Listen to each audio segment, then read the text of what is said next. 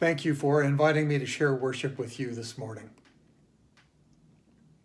Humble never really registered for me, wrote Brian Doyle in our reading. It never really registered because I was not humble and had no real concept of humble. Humility was something that he had to learn, that he had to be taught by the living of life with his spouse and his children in this world, with its great cruelty and its great beauty. Yes, this world.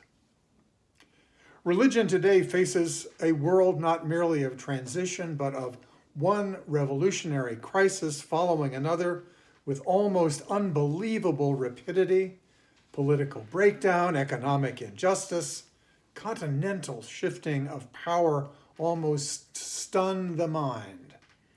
The world can get our attention these days. But I'm not quoting one of the progressive pundits of our own era. That was written by Universalist Clarence Skinner in the early 20th century. Skinner called our religious ancestors from concern only with God's love and their personal salvation to the work of building beloved community. The social gospel, it was called. Skinner was a primary voice calling universalism to the concerns of this world, not just the world to come. A world of revolutionary crisis. I'm quoting from Skinner's last book, published in 1945. One revolutionary crisis following another. He could really be writing about our own time. But that was 1945. The Second World War was ending, but the devastation it left was massive. And among its casualties was the confidence of liberal religious folks that progress was inevitable. Because just below the victory celebration was the knowledge that Western culture had managed to fail once again.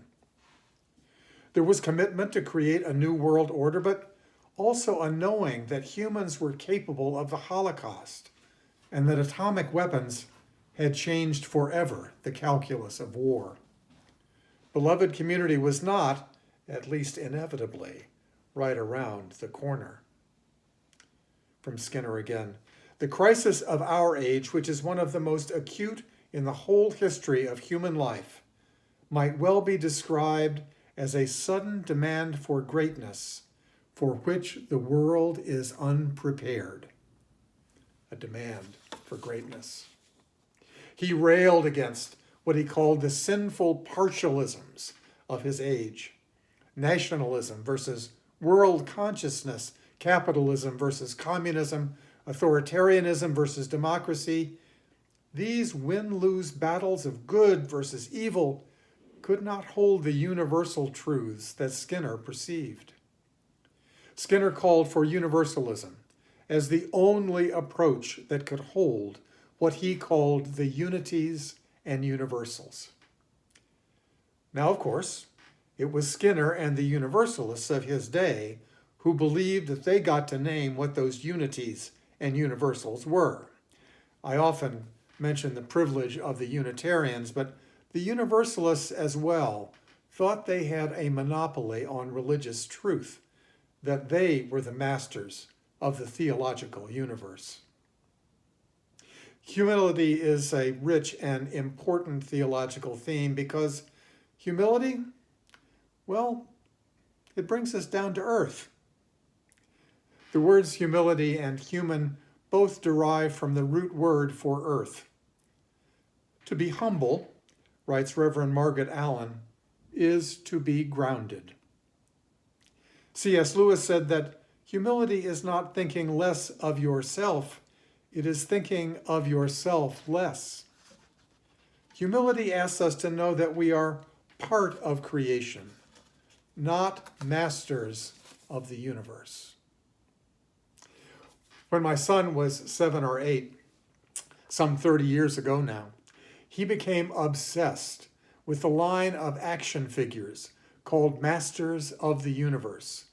Some of you may remember these 7-inch plastic action figures, Dolls is what they were. The hero was He-Man. That's right, He-Man. His real name was Adam, and he was a prince in this magical world. With his sword and the saying of magical words, Prince Adam transformed into He-Man, the strongest human in the universe, the force for good, so that he could battle Skeletor, the personification of evil. The battles were epic, they were violent, and never-ending, allowing the writers to introduce one after another evil scheme from Skeletor and an equal number of victories for He-Man. It was awful. And it was big business with a weekly TV show, comic books, of course, fan clubs, and merchandise of all kinds. The imagery? Well, let's see. First, Adam. I remember that name from somewhere. Adam, Adama, the first human in the Western religious story. Adam, in He-Man, is blonde, white, needless to say, and impressively muscled, even before his transformation into He-Man. In fact, his body didn't seem to change at all in the transformation, but he added an iron cross on his chest, and his skin tone deepened just a bit, began to look almost Semitic.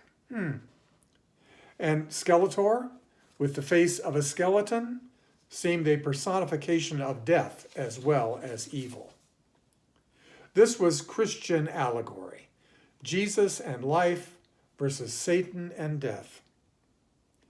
Other superheroes have become popular since those days, but a new Masters of the Universe animated film is actually in production today. So if you missed it the first time around, you still have a chance to see it. I resisted bringing those figures into our house. The violence and the gender and racial stereotyping were so unforgiving. And the theology, though I didn't talk about it in those terms back then, was so problematic. I tried to talk with my son about how he did not have to see the world through that simplistic frame of good versus evil. Everything did not need to be a battle. Violence should be the last response, not the first. Now, I did not tell him to move through the world without his guard up, but I tried to let him know that living was not just about being on guard. I resisted, but I eventually also gave in, and our house became He-Man Central. Life as a battle between good and evil resonates not just through the Abrahamic faiths. Vishnu, the preserver, and Shiva, the destroyer, are major deities in Hinduism. Think of the yin and the yang of the Tao. Religions from time out of mind have used images of that battle between good and evil to describe our world and our lives. What is our view of the world and how it works? That big picture, that 30,000-foot view. Reverend Daniel Cantor, in his book, Faith for the Unbeliever, writes, traditionally, a worldview can take one of three stances. The universe is essentially evil, indifferent, or life-giving. Those who see the world as essentially evil rely on force in responding to it. This is the view of the world that the Masters of the Universe and far too much current political rhetoric embraces. Good versus evil, force is required. It's win-lose all the way. The second possibility is to see the universe as essentially indifferent. This is the secular, the scientific, the non-religious view. And the danger here is the difficulty in finding purpose in our lives. If there's no value one way or the other, if the world is truly indifferent to us and how we live, then how do we choose? The third possibility is to see the world as essentially life-giving and nourishing, filled with responsibility, but also with grace. This option encourages belief that a purpose exists, and it implies a responsibility to carry that purpose out. The Universalists were reclaiming this possibility with their God of love and the social gospel that called faith into action. The world as evil, indifferent, or life-giving. I don't think we hold one of these views all the time. Different life experiences can call out different responses in us, and we can move from one to another and back, but I don't think we move often. Most of us have a dominant understanding or a dominant assumption, a default view of this world and how we are called to move in it. We develop this view, this default view, over time and through practice. We learn responses to the world that seem to work for us, whether they work well in truth or not, and our responses become habit. It was martial artist and sometime philosopher Bruce Lee who said, "Under duress, when the chips are down, we do not rise to our aspirations, we fall to the level of our training." We default to what we know. Our strategies and our views of the world and how it works have been forged by hundreds of years of winner take all, with domination of the planet and its people as the goal. Our default mindset has been forged from the experience of colonization, of slavery, of capitalism as religion, and corporation as demigod. I'm quoting Reverend Angel Kyoto Williams. It should be no surprise that humility is a spiritual challenge for us. We default to our habits, even when those habits have proven destructive over and over in the past. We fall to the level of our training. That Masters of the Universe model in the affluent communities of the West, it worked for quite a while. It was possible to sustain the illusion of control and the illusion that we were creating ways of living together on the earth that could justify hope. Hope that our communities might, in the not too distant future, actually become life-affirming and nourishing to the bodies and the spirits of us all. I call that an illusion because we see how fragile that hope has proven, how many were excluded, how easily it has been reversed, and how little we are truly in control. The coronavirus is just the most recent example. But things may be getting bad enough, the threats to our very existence real enough, the failures of our past fixes impossible to ignore enough, that some of us, perhaps many of us, possibly even most of us, are open to a new way, a new view of how the world works and how it might work, a new commitment to practices that shift the paradigm. But here is where it gets hard, because it is not enough to add a humility prayer or a gratitude practice to lives that have been informed for generations by the good versus evil, winners and losers paradigm. That can help, but it's not enough. We need to engage in different practices long enough that they become the default, or at least long enough so that they become an option we know that we can choose. And that will call us to deal with things like those illusions of control. We'll need to do better than simply paper over them. James Baldwin wrote, "I imagine one of the reasons people cling to their hates so stubbornly is because they sense once hate is gone, they will be forced to deal with their pain. We are not haters, most of us, but giving up the illusion of control is a source of fear for many of us. And it does not feel that this is just a fear of the unknown. I'm not sure that I can name it perfectly, but is it possible that many of us have invested so much energy in presenting ourselves as in control of our lives, when inside we have known how out of control life can feel? Perhaps we have pretended to be masters of our universe for so long that we are holding shame at bay about our inadequacy. What I know is that there is something that keeps us from stepping to the edge, letting our assumptions fall away, and looking at the universe with newly opened eyes. Words of the Reverend Angela Herrera, adapted only slightly. You bring yourself before the sacred, before the holy, before what is ultimate and bigger than your lone life, bigger than your worries, bigger than your money problems, bigger than the fight you had with your sister and your aches and pains. You stand at the edge of mystery, at the edge of the deep, with the light streaming at you, and you can't hide anything, not even from yourself.